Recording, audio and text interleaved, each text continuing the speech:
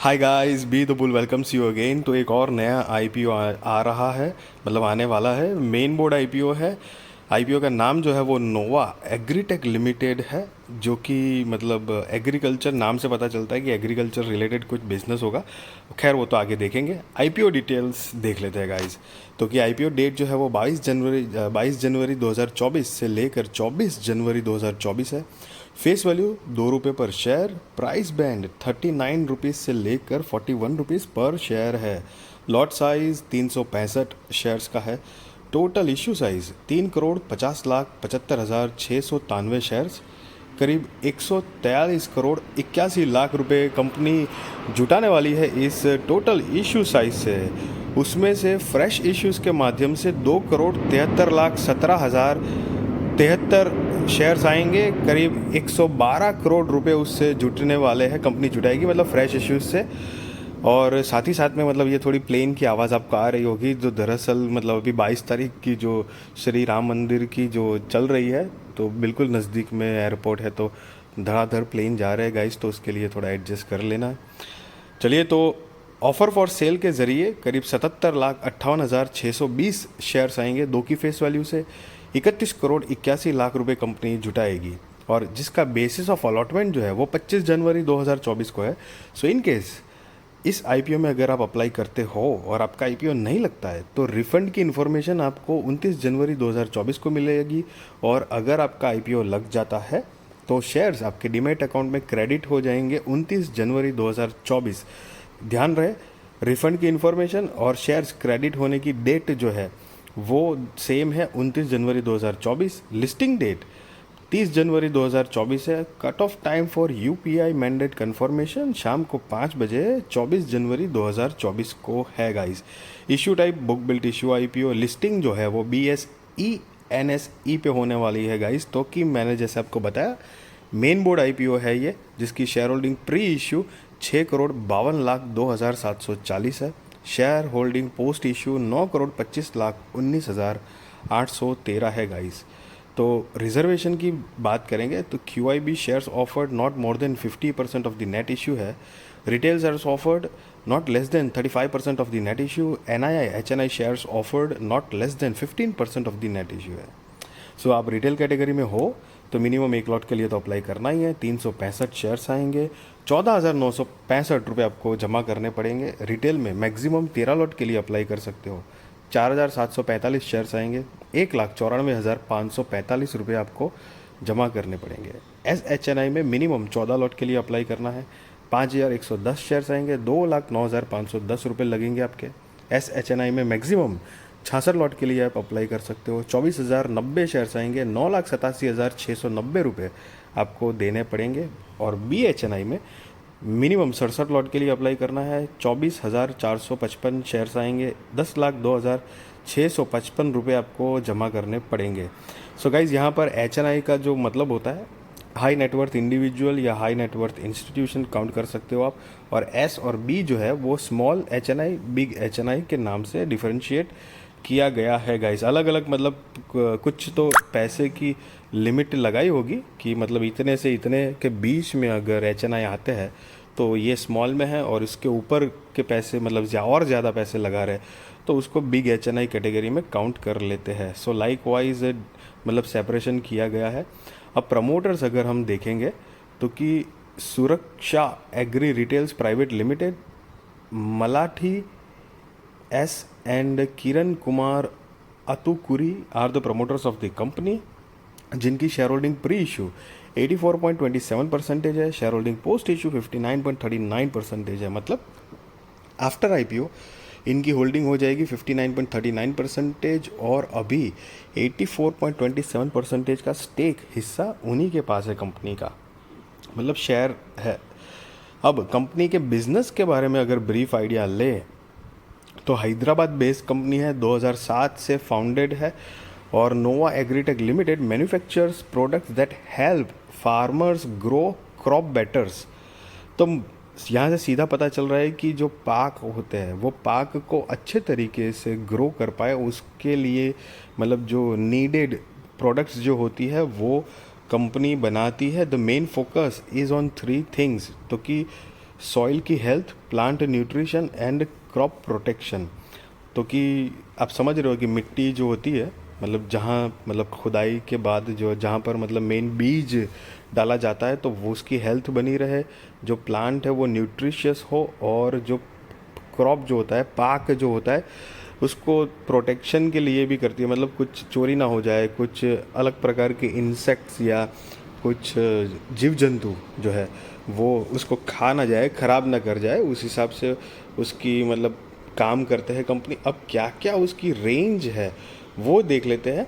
तो कि the company manufactures, distributes and markets a broad range of product categories including soil health products, crop nutrition products, biostimulants, biopesticides, integrated pest management products, new technologies and crop protection products. तो ये सारी चीज़ें company जो है वो बनाती है, distribute market में करती है। The subsidiary Nova agri science private limited is currently responsible for the production of crop protection products.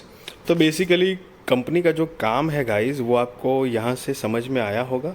और कंपनी के पास नियर बाय मतलब देखो 13 किसान मित्र और 253 किसान सेवक्स की मतलब एक कांटेक्ट है, मतलब उनके साथ कनेक्शन है। और साथ में 215 लोगों की टीम है जो मैनेज करती है ब्रांडिंग की, सेल्स मतलब डिस्ट्रीब्यूशन चैनल्स एंड प्रोडक्ट जो है उसका प्रमोशन, मतलब सारा काम तामझाम जो है वो ये हैंडल करते हैं गाइस। तो मोटा मोटी कंपनी का ये जो बिज़नेस है उसका हमने ब्रीफ आइडिया लेने के बाद अब फाइनेंशियल्स की बात करेंगे।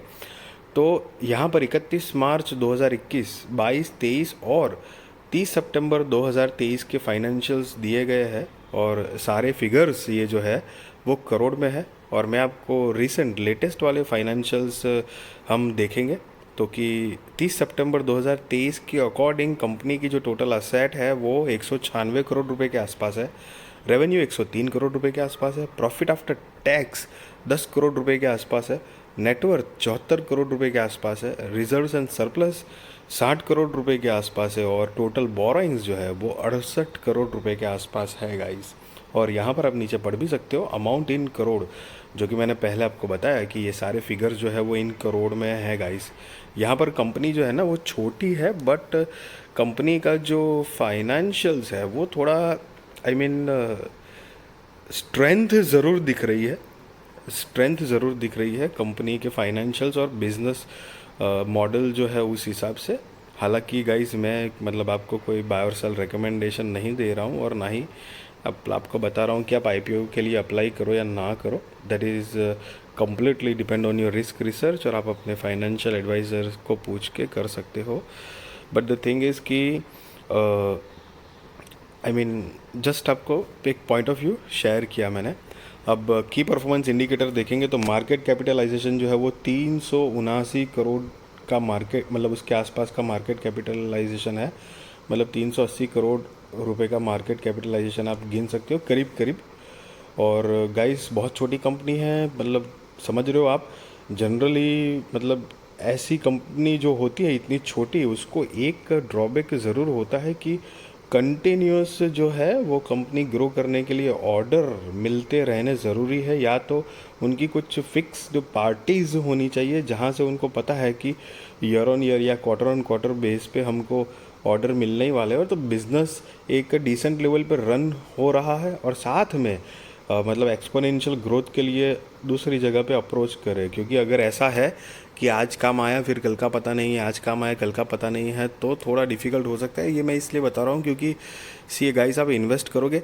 और हालांकि दूसरी बात कि जब भी आप इन्वेस्ट मतलब वैसे आईपीओ में अप्लाई करो तो क्लियर अगर हो जाते हो कि आईपीओ का लिस्टिंग गेन चाहिए या फिर कंपनी के साथ वाकई में लॉन्ग टर्म के लिए जुड़ने वाले हो, तो वो ज़्यादा आपको बेनिफिशियल रहेगा कि मतलब डिसाइड इजीली कर पाओगे गाइस।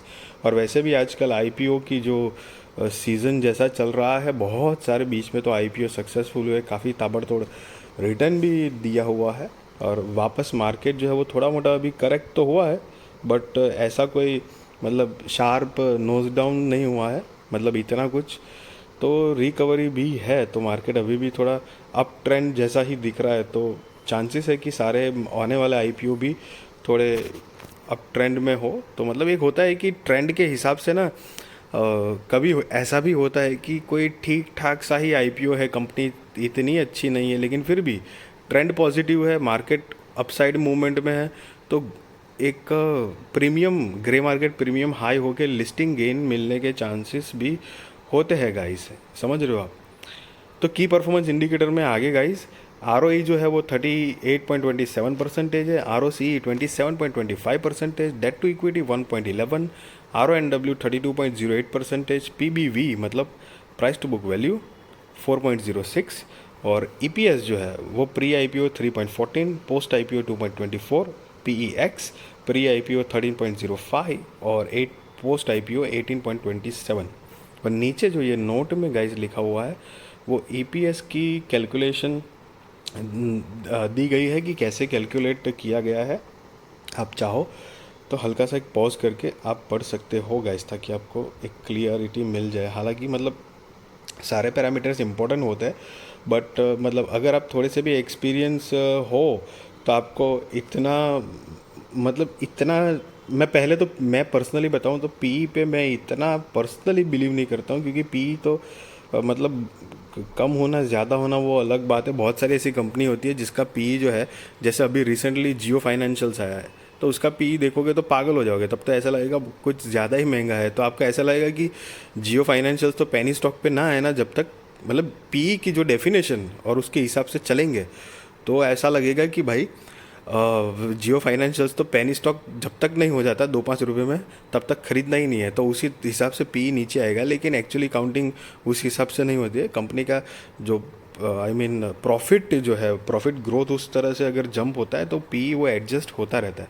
और रही बात ईपीएस की, तो वो तो quarter on quarter year on year basis पे कंपनी का जो नेट प्रॉफिट है वो ग्रो कर रहा है, तो उसके हिसाब से बिल्कुल नीचे ही दिया होता है फाइनेंशियल्स में जनरली। तो वो आप नॉर्मली भी पढ़ के आपको एक अंदाज़ा समझ में आ जाएगा कि हाँ ये अपसाइड में है पीवी पी करके, सॉरी ईपीएस, राइट गाइस।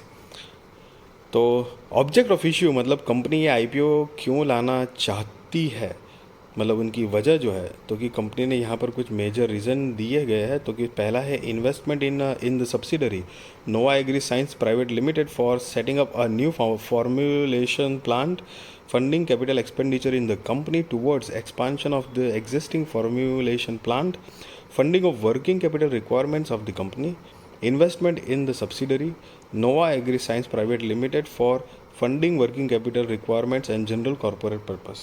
तो ये कुछ 5 मेजर रीज़न यहाँ पर कंपनी ने दिए गए हैं। और गाइज मैं सीरियसली आपको हमेशा कहता हूँ, अभी भी कहूँगा, just be responsible investor and B responsible trader. Stock market में ऑलवेज इन्वेस्टमेंट हो या ट्रेडिंग हो, रिस्क हमेशा रहता है। बस इतनी सी बात है, आप बढ़िया फंडामेंटली स्ट्रॉन्ग कंपनी, जिस कंपनी का मतलब एक अच्छा खासा रिकॉर्ड है, अच्छा खासा प्रॉफिटेबल है, अच्छा खासा फ्यूचर ग्रोथ है, ट्रेंडिंग सेक्टर, फ्यूचरिस्टिक सेक्टर, बहुत सारी ऐसी चीज़ें देखकर अच्छे से अभ्यास करके अगर आप इन्वेस्टमेंट करेंगे तो आपकी प्रॉफिट वेल्थ ग्रोथ होने की प्रोबेबिलिटी बढ़ जाती है। इतनी सी बात है गाइस। अदर देन कंपनी छोटी हो तो ज़रूरी नहीं है कि छोटी ही रहती है, वो भी ग्रो करके बड़ी बनती है। और ऐसे बहुत मतलब बहुत एग्जाम्पल बन चुके हैं मतलब मार्केट में, और बड़ी कंपनी बर्बाद हो गई। वैसे भी बहुत आई मीन एग्जाम्पल बने हैं। एक बहुत बहुत बहुत फेमस एग्जाम्पल जो अनिल अंबानी जी की कंपनी से, उनका पूरी मतलब स्टॉक मार्केट को पता ही है एक टाइम पे, मतलब मिलियनर बिलियनर कितना तो मतलब पैसा था जो सारा आज कंपनी के भाव मतलब होता है ना, जो ख़त्म जैसा भाव चलता है, समझ रहे हो आप। तो मार्केट में कुछ भी होने को हो सकता है। मतलब एक सिंपल बात बताऊं तो 2007-8 की टाइम है तो मतलब 2005 या 6 में किसने सोचा था कि भाई अनिल अंबानी की कंपनी इस तरह से मतलब ऑलमोस्ट ख़त्म जैसा हो जाएगा। बैंक करप्ट माने इतनी उधारी हो जाएगी, इस तरह से मतलब सिनारियो आएगा। तो market is always about risk. But हाँ, बढ़िया कंपनी, और कभी भी आप इन्वेस्ट करो ना, एक और बात कि कभी भी आप इन्वेस्ट करो तो ट्रैक करते रहो टाइम टू टाइम कि भाई कंपनी का बिजनेस कैसा चल रहा है, क्या है, तो एक अंदाज़ा आएगा। क्योंकि अगर आप थोड़ा मोटा प्रॉफिट में हो या थोड़ा मोटा लॉस में हो, तो आपको एग्जिट के लिए एक समझ में आएगा कि नहीं, यहाँ पर नहीं करना चाहिए। ठीक है, so be responsible investor, be responsible trader. And yes, video अच्छी लगी तो ज़रूर लाइक शेयर सब्सक्राइब करिए, बेल का बटन हिट करिए, और मेरी वीडियो मेरी चैनल ज़्यादा से ज़्यादा लोगों को गाइस शेयर करिए एंड सब्सक्राइब करवाइए उनसे। Support me. Thank you so much guys.